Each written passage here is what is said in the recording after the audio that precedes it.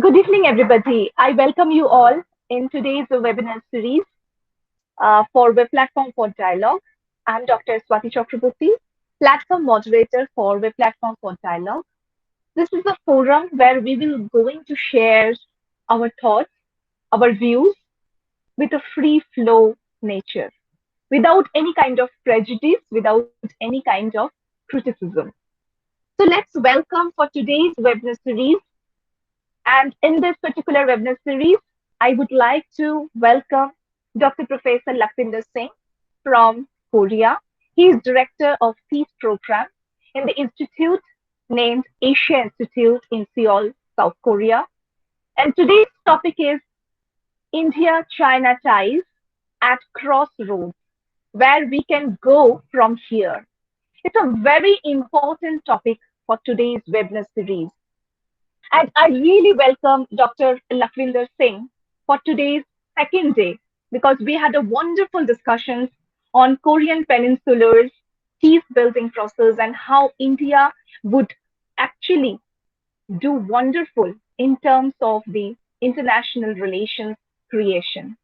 If you would like to see and you would like to know much about it, just visit in our YouTube channel. You can find a wonderful lecture that has happened already, 11th of July, just 2 days back. So I welcome you, sir, with our wonderful series of webinar for today. The floor is open to you, and I would request all the participants, if you have any questions, you can write in the chat box, or you can ask directly to sir, just finishing after his lecture. Thank you, sir. Thank you very much. First of all, once again, my heartfelt greetings from Seoul to all participants. And I especially want to thank you for inviting me for the second lecture. And I really felt it's a really important platform to discuss important issues with my Indian colleagues. As you know, my today's topic is India-China on crossroads, where we can go from here. As you know, this topic is a very, very hot topic and current topic. Lot of things are being said and listened. A lot of proposals are coming out. What should be done? Just 1 month ago, India-China relationship was going very smooth. Nobody has the idea that what is about to happen. Suddenly, this June 15th incident happened, and everything is turned upside down. I don't think anybody in India expected this kind of sudden military encounter with the Chinese forces, because everybody was taken into Wuhan spirit. More and more people started believing that our relationship with China is improving, and day of rivalry or day of military clash are gone. For the last 2 years, as the relationship is going on, everybody was becoming very, very optimistic, and everybody was making big plans to do business with China. Even strategic thinker was talking about a multilateral cooperation with China. I don't think in your community, in my academic community, anybody had an idea what is coming. So this very sudden military clash with the two forces has turned upside down. And so everybody now is back to square one. Everybody is thinking, what should we do now? Most of the scholars, most of the academic community feel the same day will never come again. Many feel that Wuhan spirit, which was constructed after 2 years of hard labor by Modi ji and Chinese leadership, is gone. It might take decades to bring back that situation, that feeling. Now, most of the scholars, especially Indian scholars, are talking about war cries. They are taking this border clash very, very seriously. They have a millions doubt what Chinese attention. But I am of the opinion that we should not be too much disturbed by this sudden military clash. Why? Because this kind of clash is happening everywhere. In case of China, China has this kind of border dispute with 18 countries. In South China Sea, Chinese ships sink foreign countries' ship almost on daily basis. A lot of people die, but nobody raised the alarm. It's working as usual. It's only in India. Simple military clash, we take it to war level. I think we have to adopt a new approach where we have to learn to live with this kind of clashes. Other countries, including Japan, Vietnam, as you know, if you see the list of countries where they have a border dispute with China, China is claiming whole territory of Japan, North Korea, many countries, but nobody take it seriously. Recently, they signed a regional comprehensive economic partnership with China. Nobody's talking about boycotting China. Only India. We have to think why we have such a kind of xenocentric phobia. Why single military clash, single military conflict with China taken to war level? Why we cannot learn from other countries? In Vietnam, in Indonesia, almost daily basis they have a military clash.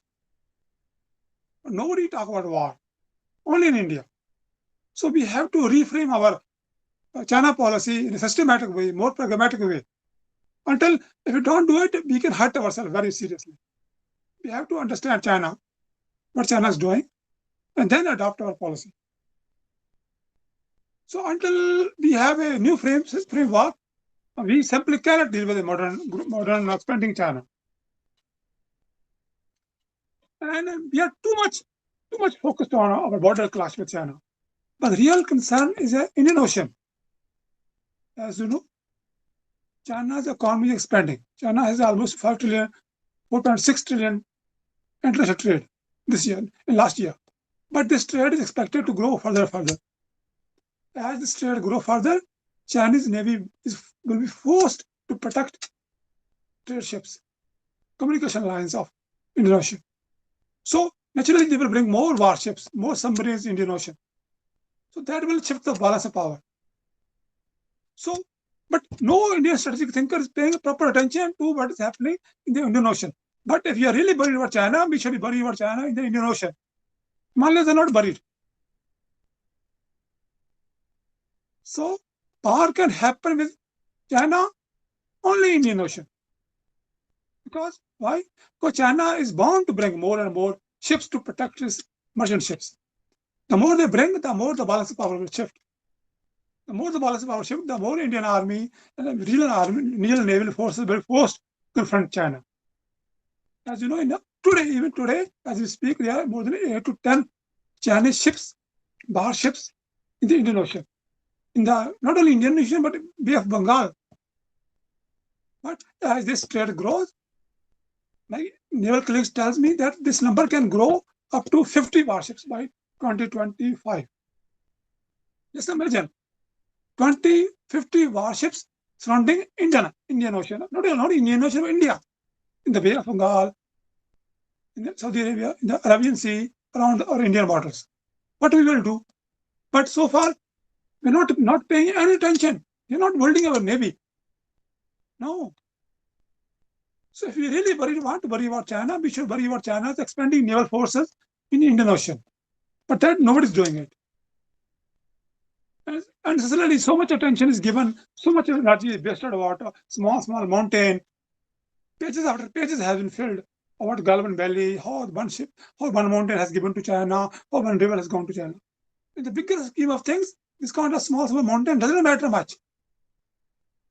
It's time we look at the bigger picture, what is happening and where we are going to face China. Indian Ocean is going to the next battleground for India, and we should start preparing for that. But so far, our naval budget is so small. Our navy is not ready. If you compare Chinese Navy with Indian Navy, you will see how much work we need to do. How much work is left to be done. But so many, why even traditionally we have faced China only on the Himalayas. So now our mindset has not changed.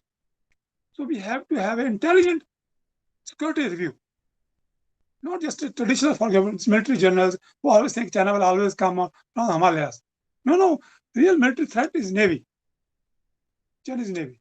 And this time we started focusing on the Indian Ocean, especially how to protect Bay of Bengal from growing presence of Chinese Navy is a serious most question. If you ask me today, what's the most serious security threat to India today, I will tell you, growing naval presence of China in Bay of Bengal. The number one security threat to India. And we have to focus on that. As you know, now there is very serious power struggle is going in the world. USA has openly declared China as a security threat, as an economic threat. President Trump leave no words to confront China. So China is no more our problem anymore. We have to look at the China from a bigger perspective. World power struggle is going on. The future of China will be decided by the outcome of this power struggle between bigger powers, Western powers. We are a very minor player in this power. Until we don't look at the bigger picture and necessarily pick up fight with China, we will be the loser. There's so many countries, Vietnam, Japan, other countries, Indonesia, are keeping quiet. They're not picking a fight with China. Why? Because they know at this stage fighting with China is meaningless, useless. China is a world problem. Whole world has to handle how to handle rising China. But in India, we think China is our problem. And so we have to have bigger picture. And if you don't take the China question, the bigger context, we'll be loser. We have to pay a very, very heavy price, both in blood as well as in hard-earned money. It's very important to wait the outcome of the ongoing power struggle.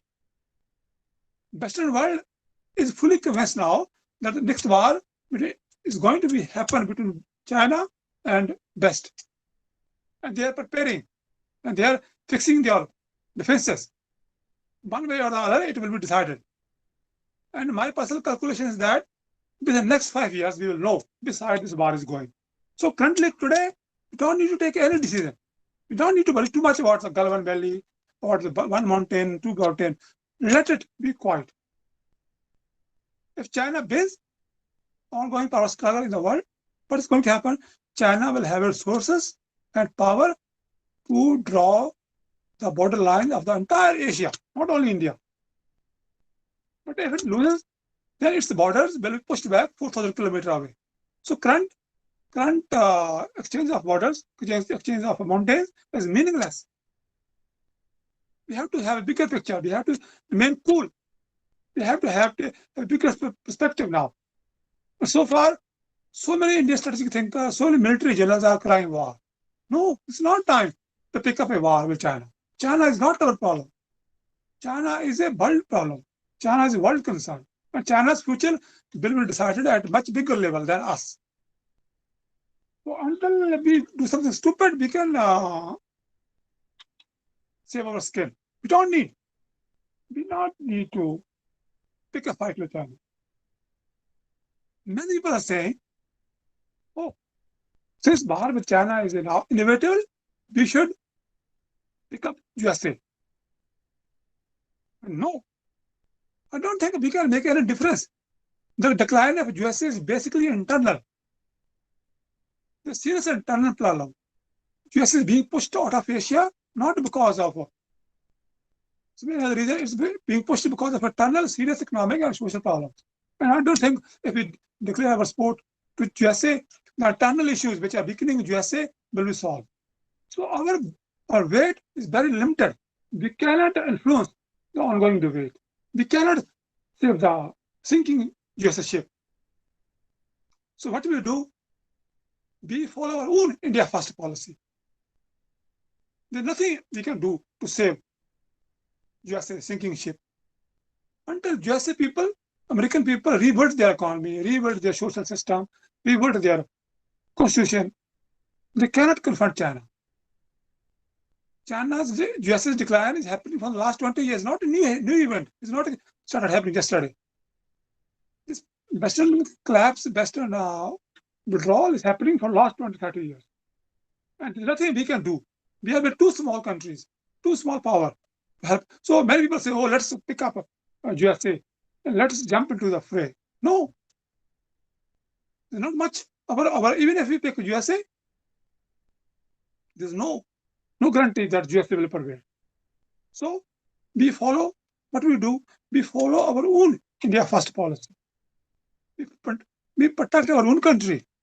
We protect our own interest. We don't worry about USA. USA people are strong enough to protect themselves. Anybody who's following newspapers yesterday, they know. Yesterday, Mr. Bolton gave a very good statement that there's no guarantee that USA will jump into protect India in case of war. He says if the USA wins, if Mr. Trump wins the election, he will definitely go for a new economic deal. Mr. Trump is focused on protect his own country's economic interests. So how come we can say that we can protect our country by joining Quad or by Indo-Pacific policy when the country which proposed this policy has no faith in it? USA is trying very hard to get a trade deal with China. So there's no guarantee that if we start on the basis of promise that USA will help us, there's no guarantee USA will help us. Because USA is trying to protect its own interest. So Quad, Indo-Pacific, other military exercises are meaningless. They're useless. They're not a real scenario. There's no guarantee if you pick up the fight with China on the border, there's no guarantee Americans will send a one single soldier to protect us. So how can we start a war with such a big power on the basis of empty promise? No, we cannot. We have to be very careful. We have to do our math very, very carefully. So many Indian strategic thinkers are misreading the situation. It's not that simple. We are in a very, very difficult situation. War with China will be very destructive. And we have to do our math before we jump into the fray. China, US support to India is not granted. It cannot be taken for sure. And the question is why? Why we should fight with China? China is not our enemy. China is a fellow Asian country. Huge social economic problems like us. It's trying to bring people out of poverty, out of social misery. It has been through same kind of humiliation, same kind of insult by Western powers. Now it's trying to get due place at the sun. Like China is basically like our carbon copy. If you have a social bigger perspective, China is no enemy. China is not our enemy. Chinese people are our friends. They are not our enemy. Communist Party maybe, but Chinese people are good people. Right? So we cannot lose our balance. We cannot lose our reasoning. China, to define China as our enemy will be our number one mistake our generation can make. We need to be very, very careful. Western power want us to declare China as enemy, but we cannot. We have to do our math. What happens if there's a war with China? It will be very, very destructive. Even if the nuclear weapons are not used, still Chinese military, Chinese Navy, Indian Navy, Indian Army is capable of doing a lot of damage to each other. Both have very great armies, great forces. If they clash, it will be the end of everything. It will be very, very difficult for China to defeat India. It will be very, very difficult for India to defeat China. It means a total destruction. War can go on for years. We have to think. It's not a one-day war. It's not two-day war. It will be long war for years until nuclear weapons are used, which can never be used. Both navies will not. No country, no navy, Chinese Navy or Chinese military or India Army cannot defeat other country decisively. So go the days of decisive victory or decisive say is gone. Now, given the economic strength of military strength of both countries, war can prolong for years. And just think what will happen to our people. How many people will die? So it's easy. People are who are talking about war. It's people who is easy to people who are criticizing Modi ji. I love Modi ji. I say openly, but Modi ji is doing perfectly, sir. It's not time to talk, worry about small mountains. We have to be. We are running a country. We are running a civilization. We are not. We are just like a farmer. We cannot fight for small things. We have to have a perspective. We have a civilizational goal. We cannot end up killing each other at this stage. We cannot forget what happened in the last 200 years. Both India and China went through very painful times. Humiliation by the Western powers cannot be forgotten. Our people are waiting for good days. And if we fight with each other, we can end up all the dreams, all of our aspirations of becoming an independent country will be gone. So it's time to keep restraint. It's time to remain very prudent. Single mistake on our part can ruin our all plans. Our ancestors, our forefathers, our freedom fighters, they paid so much price to get independence from British people. We can destroy everything now. We are so close. Our country is growing now, not so fast as it should be. Still, we are growing. Poverty is not ending so fast, but still poverty is ending. Let's compare India of today or compare with India for 20 years. When I left my village, there's no car in my village. Now there almost everybody has a car. Last year I went to India. There's almost all of my village people have cars. 20 years ago, it was kind of a big dream even to have a bicycle. So accept it or not, we are growing. We are a democratic country. Naturally, our growth will be slow. We are not China. China is a communist country. Sometimes they can force their decision. But we are a democratic country. We are law-abiding people. We should be proud of it. Even if we are growing slow, we are growing. Now we cannot afford our country to go to war. There's such a huge, powerful force. That's a very important point for us to remember. Now, another important point is that now, given the China growth story, China is putting the Asia Pacific region. China is convinced that until unless it have the regional country around him, it cannot grow. Naturally, India and China are fighting, competing for the same space. So this kind of power struggle is natural. And we have to learn how to survive in this kind of atmosphere. RCEP by China is a big strategic move by China.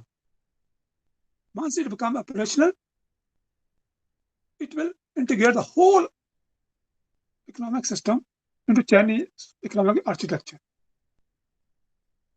Our hands will be very tight. This is an issue we should focus, not small border on the Himalayas. This is an issue. What we should do now that the economic architecture by China is going to dominate the region. This is a real issue we should focus on. What should we do now? What are our options? It's no small deal. Whole region is tilting towards China. I wrote an article in the Diplomat. Can we survive? This is a core question we should ask. Nobody asking this question. Can we survive China-centered Asia? My answer was no. We cannot. We must fight our space. Now, once the economic factors are gone, once the security factors are gone, what are the tools available to us to keep our foothold, to keep our economic relationship with the region? I just told we have our own value system. Of course, Japan, China, other countries are aligning with China because of economic reasons. But take the example of Korea. Koreans not necessarily, even they want to do business with us, but they don't necessarily want the country independence, their own identity to lost. So here is the hope for us. Here is the hope for us. We are the country who are ready to accept separate identity of all nations. For example, in Korea, we openly say, Chinese say that Korea is a sub-part of Chinese civilization. We say, no, Korea is a sovereign, independent civilization. They say Korea is a part of a Chinese nation state. We say, no, Korea is an independent sovereign nation. They say Korea is land from China. We say, no, source of knowledge, soul of wisdom is Korea. So this is our strength. Many countries want to keep their separate identity as a people, as civilization. No matter we don't, this is our most powerful tool. Japanese, Korean, Vietnamese, Indonesians, Thais, every country wants to keep their identity. And they fear that with economic integration, their own survival as an independent nation, sovereign nation, can be lost. And this is our meeting point. This is here we need to work with the regional countries to fight for the regional space. Because we are the country who respect the separate identity of every country in the world. We openly say Japanese are separate people, Koreans are separate people, their identity is separate. But Chinese never accept. Chinese say the whole region is a spokes of Chinese empire. They want to see the whole region, they say, as tributaries. But they say you are sovereign people, independent people. And this is our strength. This will unite us. But no Indian scholar is trying to pay any scholar, any influence, any attention to this issue. China's tributary system is threat to the independent identity of the regional countries. And if we, as a fellow Asian country, stand up to China, other countries will take courage and stand up to China. Here we have to work. This is the way forward. This is what we need to do to preserve our identity, to preserve our civilization, preserve our way of life. Here is the real conflict. Real conflict comes here when the Chinese try to. Chinese have some middle age idea that once upon a time China was a great empire and other regions were tributary, and they want to do it again. Sometime. So that mindset, old mindset, is still prevailing in China, and that mindset is threat. Everybody, and every country want to have a good economic relationship with China, but they don't want to lose their identity. They don't want to lose their territory. They don't want to lose their political system. And here we are not doing any work. In Korea, I'm trying to do work for so long. I'm trying to tell them that Korea-India's good relationship has to be based on a sovereign independent civilizations. Cannot be based on economic investment. Trade. Our diplomats do that. Oh, if we increase more trade, if we increase more investment, our relationship will become strong, and then we will become partners. No, it's meaningless. Our economic value is very limited in face of China. But our diplomats are refusing to understand our strengths. Our policymakers are refusing to understand our strength. We are a country of peace. We are a country which respects everybody. We have no ill attention to anybody in the region. We never say that Thailand is a part. See, we never say Thailand should be part of Indian culture because there is some Hindu temple. No. We never say Laos should be part of India because there's some people are worship like India.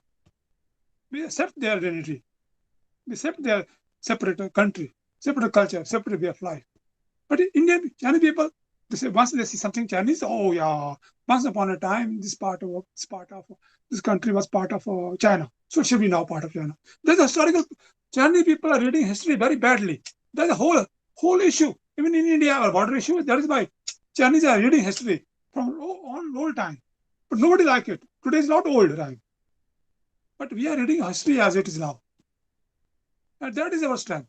But our policymakers, our diplomats have failed to understand our strengths. Here we have to work. China is trying to integrate with the whole region on the basis of its economic strength, on the basis of its manufacturing powers. We cannot compete here. China's ability to produce cheaper things has to be accepted as it is. But there's another problem. Chinese are forcing these countries are separate. Here, our role coming. So, in this fight, when both China and India are fighting for regional influence, what we can do now? I have proposed that best forward is that we should not try many countries, even China, even Australia, Japan, Vietnam, start proposing that we should have a anti-China institutional framework or anti-China alliance. No, no, time for those kind of things gone. China, nothing can work if it's anti-China.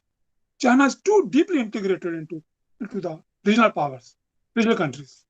So idea that we can have an anti-China bloc or anti-China alliance or anti-China policies are gone. No country, even India cannot afford. India cannot afford to have a anti-China strategy. So what we do? So we say that we must accept China's legitimate interests. All of us must aim to build a law-based institutional framework to manage conflict and manage trade, manage innovation. Until we don't focus on the building a multilateral new institutional framework in the post-American era, China has to be given a very, very due and respectable place. All hopes, all scheming that we can contain China, we can stop China, we can exclude China from the region are myth, according to me. China must be properly accommodated and integrated into the economic security system of the region. It means it's time we should start talking about building institutional framework for post-American region era. So far, no attention has been paid. Every time we try to come in, Americans come in and then they hijack the whole debate and then nothing happens. Because Americans are not allowing us to explore new institutions. Not now, but now in every institution, every multilateral organization, American was part. Why? Because they want to hijack the agenda. Every Pacific institution, Americans is part of that. They were not allowing independent free discussion. It's time we start discussing with China, with Japan, with Korea, with Thailand, with India. We start discussing what should we do to build a new framework, rule-based, law-based governing system. So this debate is not going anywhere. Our scholars are paying no attention at all. Few people died in the border, whole region, whole city is up. Is this a way? Is a way to rectify a mature Indian civilization? We are 5,000 years of civilization. We have to talk about future. What do we do now? America's ability to sustain peace in the region is declining. It is becoming more and more costly. In my recent article, I say America will have no meaning to pay for the peace in the region. Very soon, it will stop making any sense. So far, they are paying to maintain peace in the region, but after a few years' time, all economic sense, all legal sense, nothing will work for Americans. Why will Americans pay when they are not trading here, when they are not having any security interest here? So we should accept the ground reality. Ground reality is that time is coming when we have to run this region by ourselves. Ourselves means a country in the region. And we should start. So far, if you study the multilateral framework, very, very low. Some ideas are popping up here and there, but nobody is taking it seriously. So far, Americans have led the agenda. Anti-China. Anti-China. Nonsense. Anti-China is not going to work. Quad, Indo-Pacific, so many other ideas. No, This is not a future. This is not our future. Anti-China is not our future. We have to start talking about a new institution framework where we can live peacefully. You know, now as the international trade grow, we all of us, China, Korea, become everybody is a trading country. Somebody has to pay for the peace in the Indian Ocean. We have to talk about who will pay, but who will pay, how we will manage. We cannot leave this question to gods. God will create some system somewhere. Otherwise, whole economic system will collapse. If there's a chaos, if there's disruption in the sea, whole system will collapse. So it's time we accept the ground reality and start talking about those issues. Until we don't say, or until we don't accept. So not accept the ground reality, ground challenges. Our relationship with China cannot improve. So far, we have failed to convince China that we are Asian country. Somehow Chinese see us as a stooge of USA, stooge of Western countries. They don't understand. We have suffered so much at the hands of Western powers.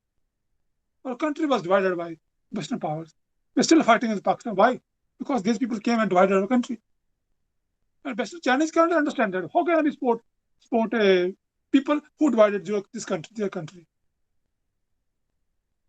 So that is why we have, if we really want to have a good friendship with China, we have to understand why Chinese are not able to understand us.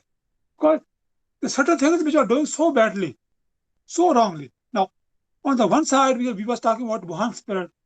Modi ji was having a big time with the Chinese leadership at the Chennai. And other time, we talk about Quad. We send our foreign secretary, our foreign minister to China, and they have big discussion about Quad or Indo-Pacific. Same day.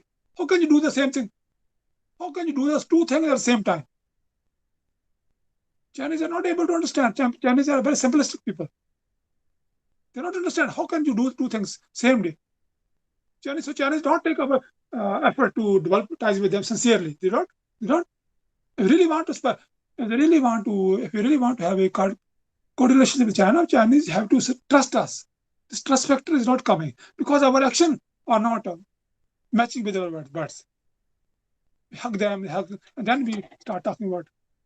So we are not clear in our mind what we want. What we should focus on, India first policy. India, our job is to build Ram Raja,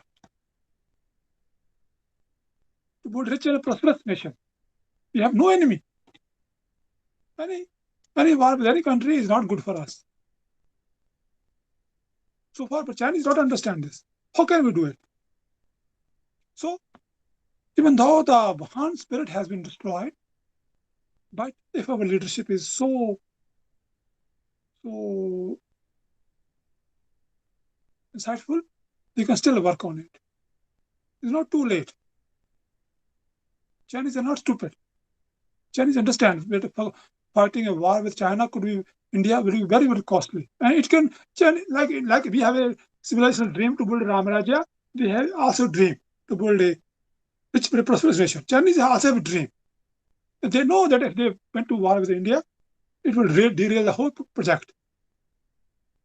So Chinese are don't understand what does it mean to have a war with China, India.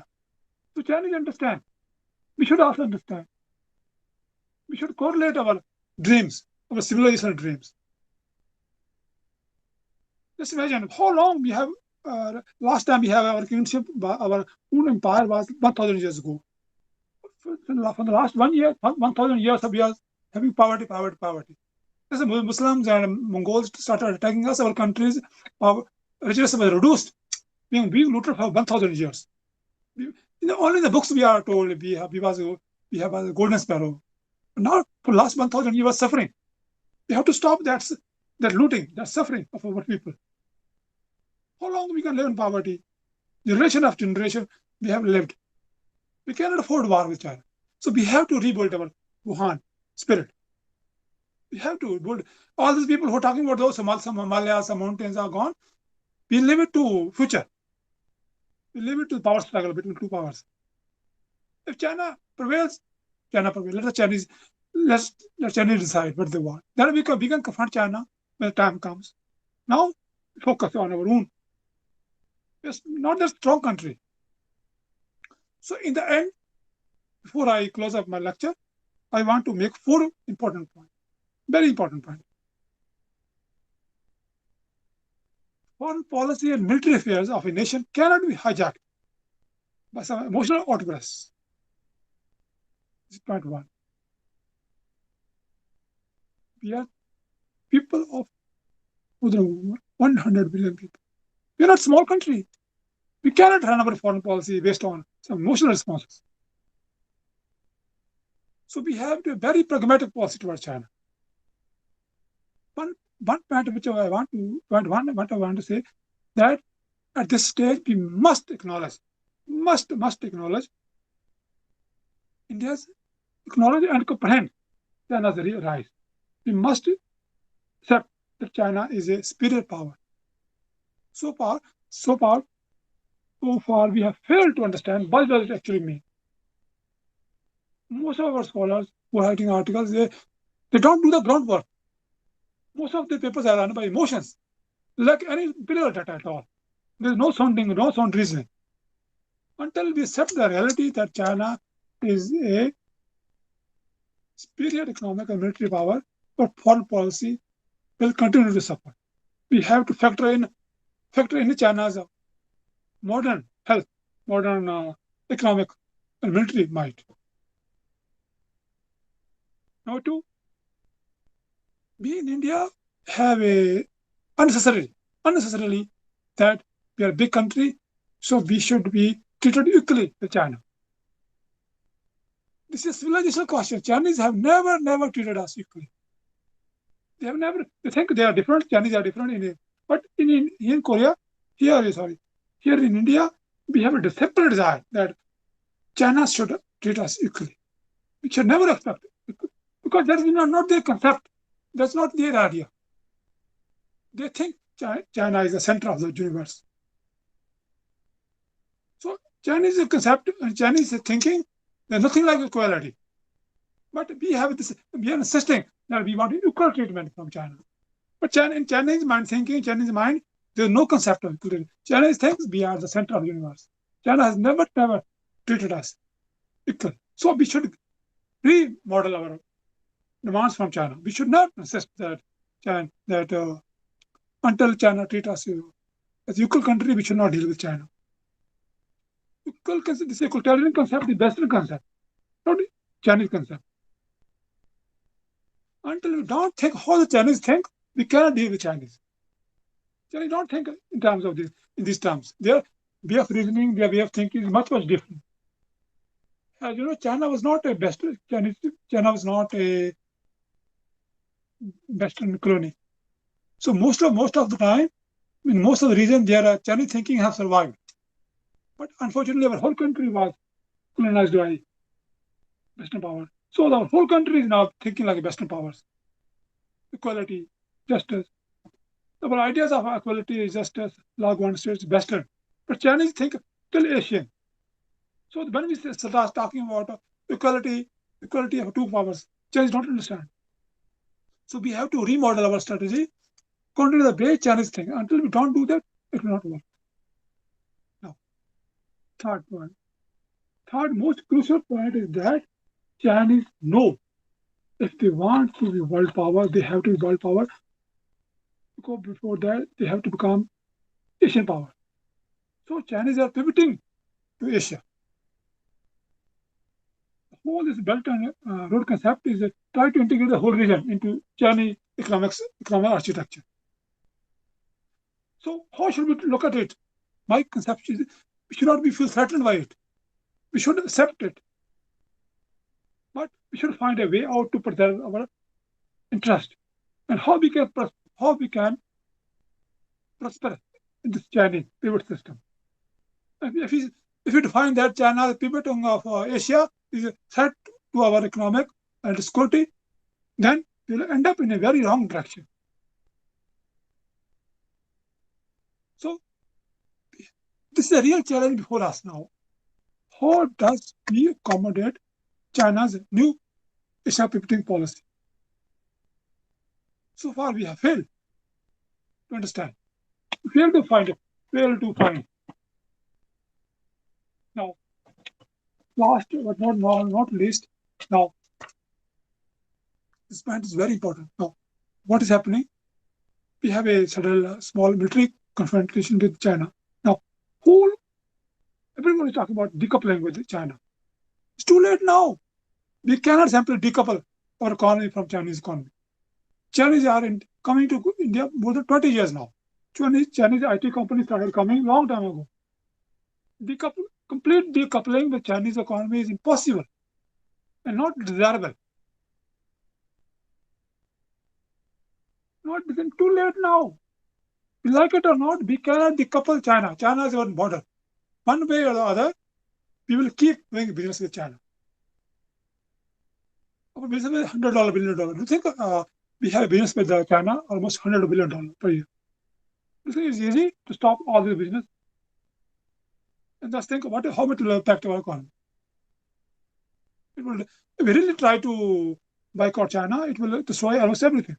It's not easy to replace new partners, new supply lines, new products.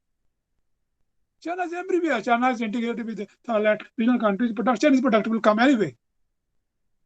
Chinese technology will come anyway. So we have to have a more pragmatic and thought-out strategy to deal with China challenge. Unless we don't have a pragmatic policy, otherwise this kind of political crisis will remain political crisis, meaningless. It cannot protect us.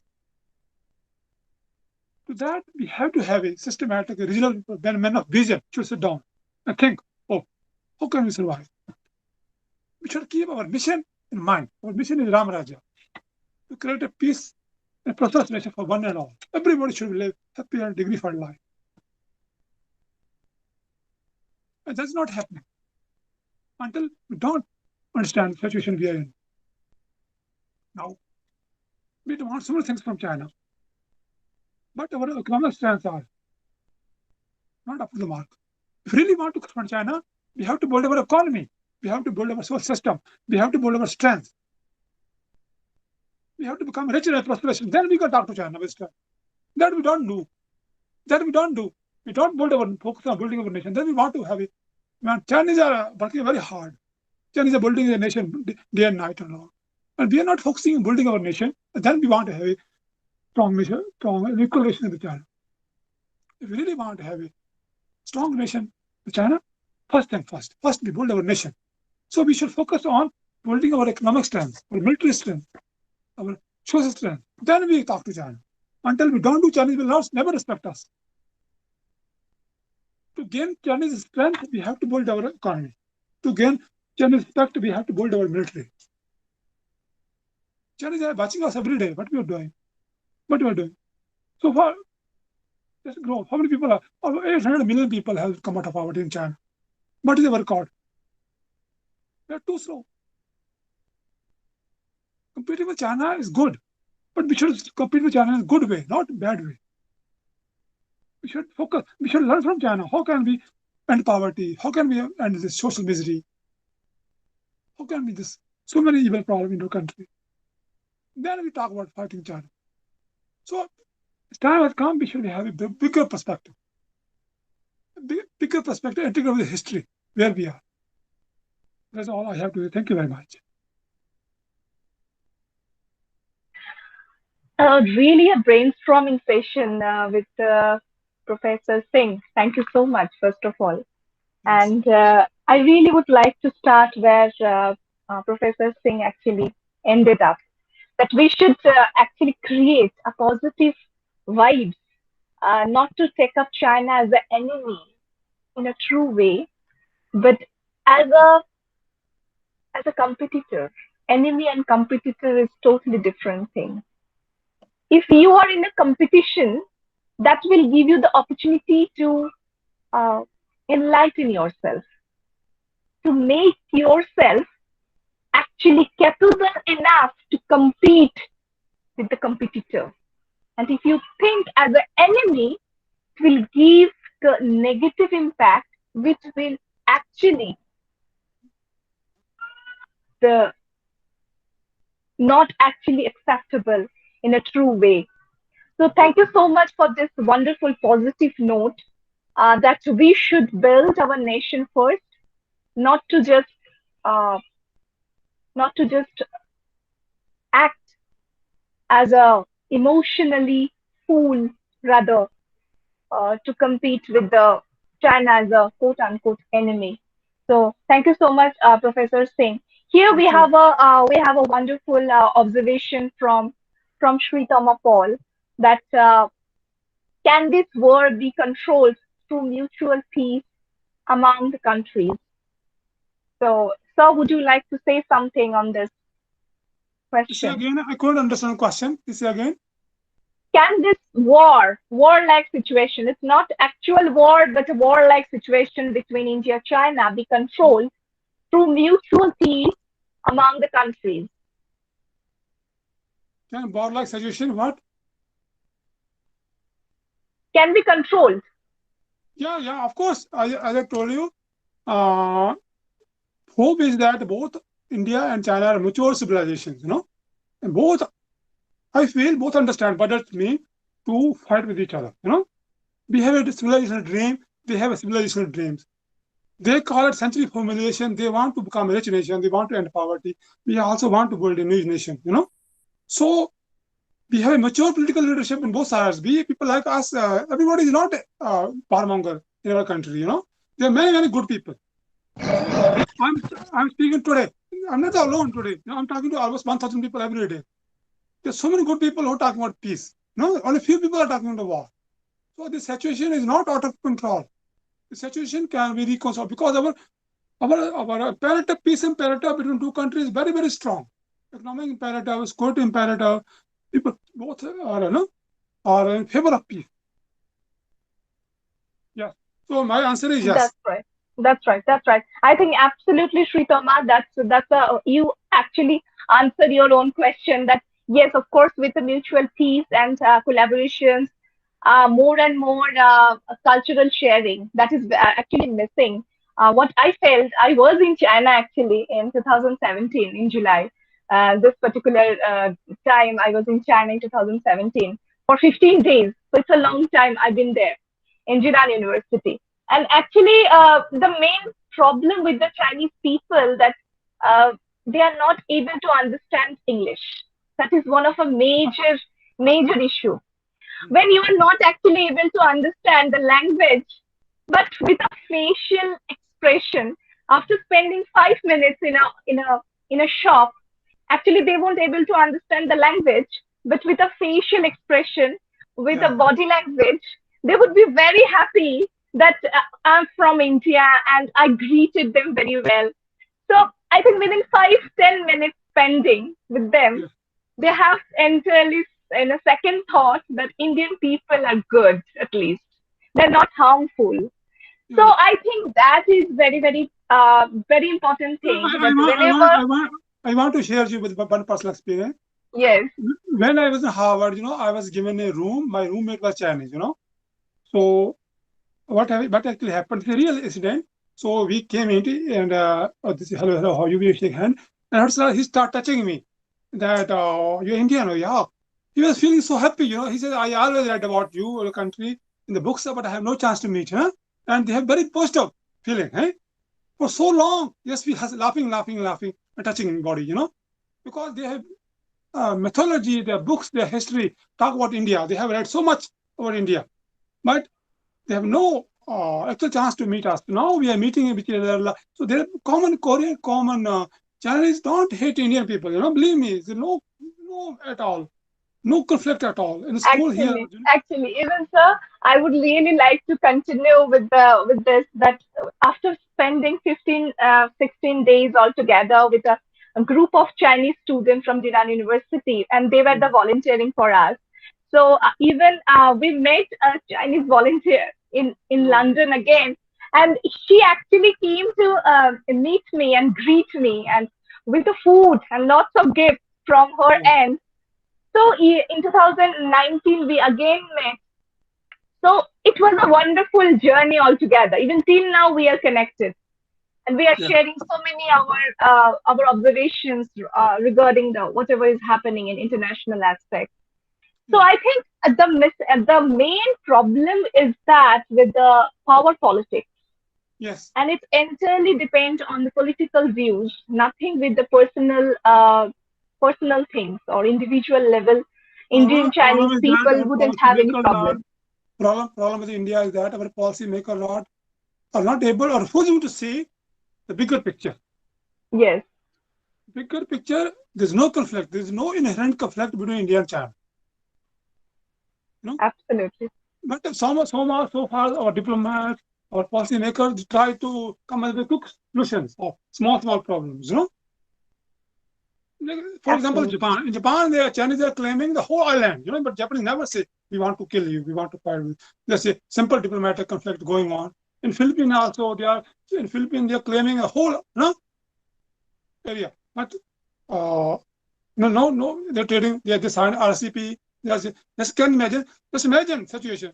Whole region have a territory conflict with China, but whole region signed economic cooperation deal with China. So they just forget. They say, no, who cares? No. So, but in India, we are not able to understand that bigger picture means prosperity, means security.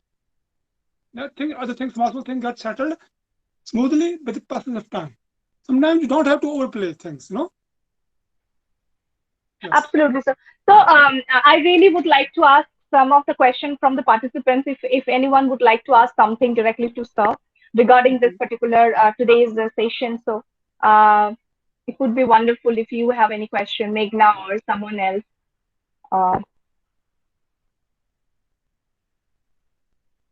Uh, Jyoti Moy, would you like to ask something or anyone? Okay, if okay, Jyoti Moy would like to ask something or any observation. Okay, Vijay would like to ask that. Vijay from Nepal. Okay. He's a wonderful scholar in the field of law, international law. Okay. How would we see India playing role in neighborhood and China trying to cover? Okay, Vijay, in this way, would you like to ask something related with India's international politics or international? What would you like to Okay, mean? let me tell you. Let me tell you. This question is good. I know the question. Okay, okay, okay, Yeah, please. Okay. if you want, I can explain it a bit more. I mean, uh, uh, if you can I explain it? I mean, in a bit. Yes, yes, Yeah. yes. Yes, thank you. I lately joined, but I heard I mean, speaker's presentations is very well articulated. My concern is only about if we see China in one way, and if we see remaining states in our regions, we have a very, I mean, huge trust deficit to each other. So I have Yes. just concerns that the way India is, I mean, bilaterally dealing with Pakistan, Bangladesh, Bhutan, Maldives, Nepal, and even Afghanistan. So can we see, I mean, how, I mean, these, I mean, bilateral relations of India along with these nations will have a kind of, I mean, different impact on building this regional peace, and China is also trying to come in between. So can we, Okay. yeah, just that's my Yeah, concern. Yes, I sir. fully agree with you. Yeah. India, let me tell you, India used to have a very good relationship with our neighbors. But once the China factor come into play, Indian strategic thinker, Indian policymaker start, if you're not with us, you're with China. They have assumed that assumption in their minds. But in ground reality, that's not the situation. But somehow Indian strategic thinker have fell in the trap, self-trap, that any country, if this is not with us, with China, China is our enemy. So whole concept has been distorted. That's the whole problem. Even in case of Nepal, because China is not, Nepal is not with us now, it means Nepal is with China. They Yes. can't even they can't even think that Nepal is an independent country, Nepal is a sovereign nation, Nepal can have a sovereign policy. Nepal should have a Exactly. sovereign Nepal should have a sovereign policy. That is the right thing to do. But somehow now our policymakers have a very binary explanation of everything. That's the problem. We have made a huge mistake in our framework, strategic framework, we were thinking.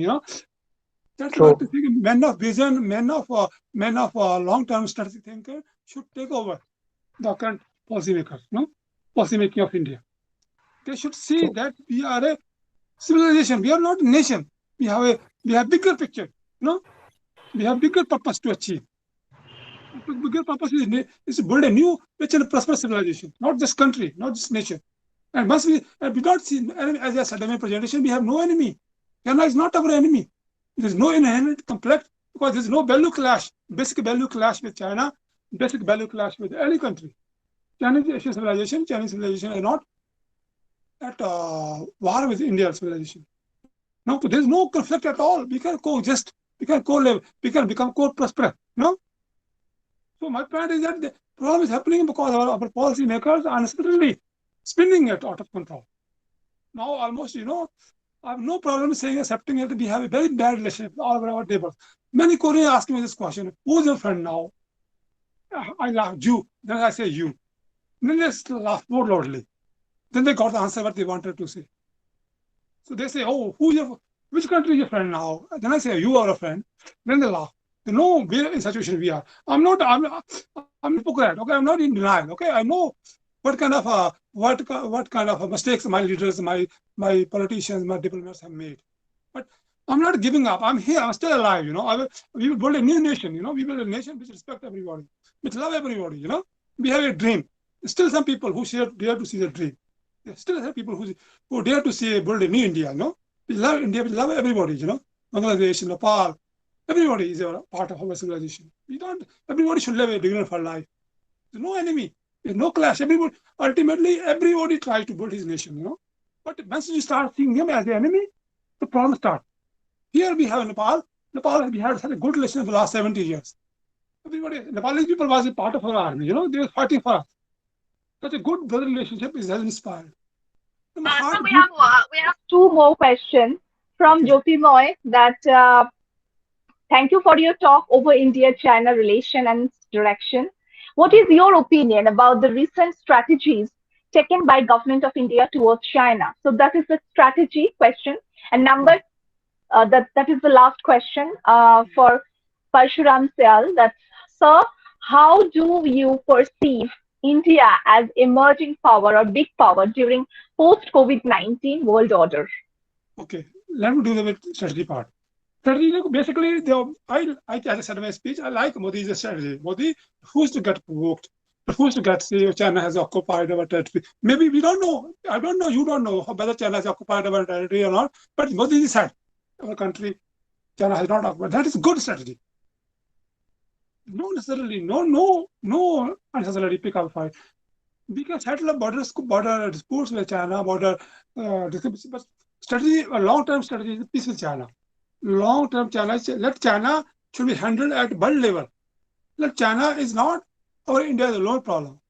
China is rising. China is asking more and more from everywhere. China, but if we take on ourselves, India as a country should take on settling China's question. No, China question should be answered and settled at the world level. So I like India's strategy very much. Many people cannot understand what Modi is doing, but I was very happy. No need to unnecessarily. No necessarily. Now Modi sent his security advisors to deal with the Chinese. So he has kind of de-escalation down. Okay, perfect. No, any deal we sign today is meaningless. Suppose we deal sign, Chinese will withdraw. Then after 1 year, 2 years, they'll come back again. Then what the point? Until the China question itself is settled, border question cannot be settled. You have to see the logic, my logic. My logic is that until we have settled the China question, border dispute question is meaningless. If China is pushed back, China can come again. So this coming and going and forth will keep happening. So there's no need to take it seriously. Necessarily, we have some Chinese are making very big open push into Indian territory. And I always said in my article recently, let our military commanders, let our soldiers handle Chinese soldiers. Let them have fun. I'm proposing we can give free hand to our military people at the border. They can have fun with the military people. They can stand guard to our borders. But we at a strategy level, we at a policy level must keep I was thinking very clear. Our strategy is peace with China. We don't talk war because we are India. We have nothing to do with war. We have never attacked any country in the world so far. We have a history of 5,000 people. Did we attack any country in the world? Never. Why we should Okay, now? so the next question from Parshuram regarding the India as a big power after COVID-19 scenario in world order. What would be your observation in this? Yes, I fully agree. India is destined to be big power. Very, very big power. I fully accept that. As you ask me, I say India, if given the chance, if India given the chance, will become more powerful than any other country in the world. But my concern is that we should not end up making a mistake. We should not end up hurting ourselves. India has a huge, huge potential. But to rise to the top, there's so many hurdles. Sometimes we have a lot of potential, lot of capabilities. Indian scientists, Indian scholars, a lot of hardworking people. But we have a lot of capability. But we can end up, as I said by the ending remarks, we have to take care of our social problems. We can, Indian can hurt themselves. Nobody will want to hurt India. We can hurt ourselves. Corruption, communalism, regionalism. Those are our enemies. Those we have a dream to become a world power, Vishwa Guru. There's nothing wrong with that. But at the same time, Absolutely. You are absolutely right in true way that also I believe that casteism, religious boundaries and narrow mindset of people, that is the main enemies, yeah, apart from any other outsiders. So these correct. are the inner enemies. Yes. So So China is the wrong enemy. can Our actually enemy is include inside. all this. This will definitely give us the opportunity to make ourselves in a bigger position after COVID-19. So Yes, that would be a challenging task for us, but that yes, is another opportunity for India also that we can yes. achieve. So thank you so much, sir. It's almost we are about to finish, and we are at the bottom of our today's business series, and it's a kind of our privilege that for today and for 11th and for 13 you actually available and make us very much proud with your wonderful knowledge based webinar series, two sessions altogether. Yes. Maybe in next month also we can have you for our guest Whenever speaker. you want to have, For just tell me because my schedule, as you know very well, my schedule. I have a lot of writing assignments, a lot of speaking. But whenever you reach me, I will say yes. Because thank you so yeah, much. but just Thank give me you. time. Because in India, in Korea, you have to survive. You have to do a lot of speaking and a lot of writing assignments. Yes, yes, sir. Korea is So a highly I'm going to end the recording right now. yes, And ma'am. okay, so thank you so much. Please accept my Thank you. gratitude and namaste. Thank you.